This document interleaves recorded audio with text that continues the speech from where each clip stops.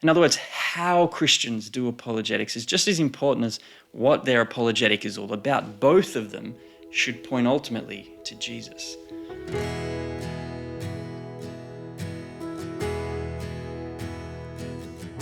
The word apologetics derives from the Greek apologia, which means to give a reasoned defense. It's an unfortunate translation in English because it sounds like we're apologizing or saying we're sorry for something, which is not at all what the Greek apologia means. Strictly speaking, you could give an apologia a reasoned defense for anything, like why you prefer Android to Apple or cats to dogs, because it's simply the reason, the why underneath what you believe to be true. When it comes to Christian apologetics, clearly we're not talking about androids or Apple or cats or dogs. Perhaps the most famous Bible passage that explains what we're talking about is 1 Peter 3:14-15, which says, "Have no fear of them. In your hearts honor Christ the Lord as holy, always being prepared to make a defense, apologia, to anyone who asks you for a reason for the hope that is in you, yet do it with gentleness and respect." Here, I think we get at least 3 principles to help us understand what Christian apologetics is. First, apologetics is for all Christians. When Peter says here, "in your hearts," the "your" that he is referring to has already been defined back up in verse 8 as all of the Christian people that he's writing to. Christians are the subject of this letter, which tells us that apologetics is something that all Christians should be prepared to engage with. And I find that quite interesting because not all Christians are called to be teachers. Not all Christians are called to be pastors. But we are all called to be apologists. Now, I don't think that means that we need to go get some sort of specialized degree in apologetics or philosophy of religion or something like that, because the intellectual life is not the only road to God. So whoever you are, wherever you are, whether you're a nurse, an accountant, a musician, a barista, a builder, if you're a Christian, you are called to be an apologist, to commend and defend the good news of Jesus. That tells us then that there's no one-size-fits-all time-bound cookie-cutter approach for doing apologetics. Just as no 2 cooks or no 2 coffee makers are alike, so each person's apologetic is going to be refracted through their own personalities, their own life experiences. And that means that apologetics then will take on many different forms as Christians seek to become all things to all people. If you're a Christian, you have a hope, and apologetics is simply the giving of reasons for that hope that you have. But what is hope? Well, this leads to the second point. If apologetics is for all Christians and all Christians have hope in Jesus, then ultimately apologetics is all about Jesus. I know many people have had bad experiences with overly self-assured religious people, even apologists, telling them why they need to believe something. But when Peter says here, always be prepared to make a defense to anyone who asks you for a reason for the hope that is in you, we've already considered how that being prepared can't mean that Christians need to go off and get some sort of specialized degree in apologetics or become intellectual gladiators tackling everyone's questions. The preparation that Peter is talking about here is based upon the hope that Christians already have. Now think about that. What is hope? Well, in its simplest, hope is something invisible, right? It's something on the inside, an expectation or a desire that looks forward to something that you believe to be true. And because it's something invisible on the inside, others don't have immediate access to it, right? But if people are asking a Christian about this invisible hope on the inside of them, as Peter says here, then that must mean that the Christian is living life in such a way that shows on the outside to other people what's going on the inside of their hearts.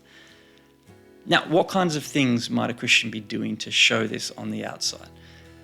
Well, we're given 2 examples here by Peter when he says that Christians should not fear or be troubled when they go through hard times. No fear, not being troubled. Hopeful people don't panic. They don't seek vengeance. Instead, they try and return good for evil when they're going through adversity. At least that's the way it's described here, back up in the previous section where Peter is talking about women who have a gentle spirit, who do not fear God and evidence their hope in God by returning good for evil. And that passage, by the way, in turn is actually a reference back to the Old Testament, to the Old Testament prophet Isaiah in chapter 8, where he talks about the people of Israel as a nation who who are said to stand out from all of the other nations by not getting caught up in conspiracies, not fearing what everyone else is fearing. Ancient Israel were to stand out of the world because they feared God more than they feared other things, other people, so that ultimately God would become their sanctuary, their security, their hiding place amidst adversity. You see, when things in this life get shaky and unstable, hope gives poise to Christians, a firm footing, because it isn't grounded on the things of this world that shake from time to time, but on God himself, who is literally beyond this world and everything in it. So to always be ready to give an apologia means, I think, as Peter says here, to honor the Lord as holy in your life, to have God as your sanctuary, your ultimate security in life, treasuring Jesus above all else, because when everything else in this world starts to shake, he will remain a firm foundation. And people are going to see that stability in the life of a Christian, and they're going to be curious and come and ask them about it. That's why as well, apologetics just has no place for defensiveness or division or insecurity or arguing for argument's sake, because that would only make our apologetic task all about the Christian when it should ultimately all be about Jesus. So apologetics is for all Christians because it's all about Jesus, and that leads to a third and final point. Because it's all about Jesus, apologetics should always be loving.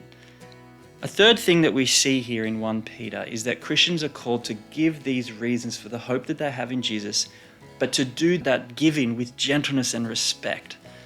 At the end of the day, Christians are gospel people before apologetics people. The good news of Jesus is that God so loved the world that he sent his one and only Son to this earth. And the incarnation of God as a human being in Jesus was not just the proclamation of truth, it was the embodiment of truth.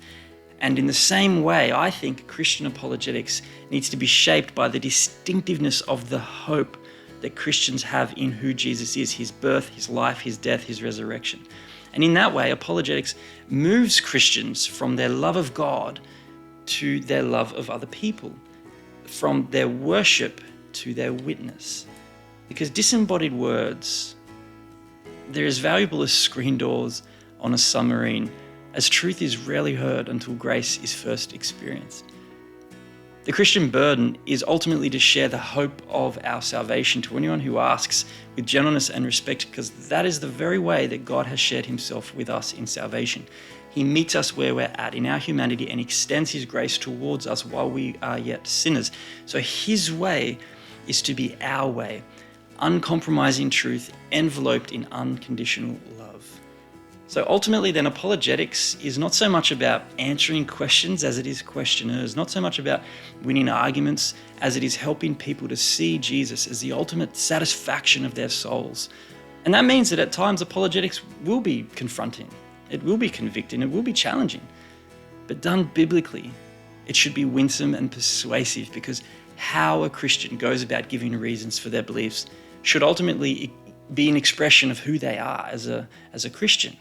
A person that is loved and secured in this unshakable relationship that they have with the one true and living God. So let me just ask you, when things in your life start to get shaky, what keeps you stable? What is your hope?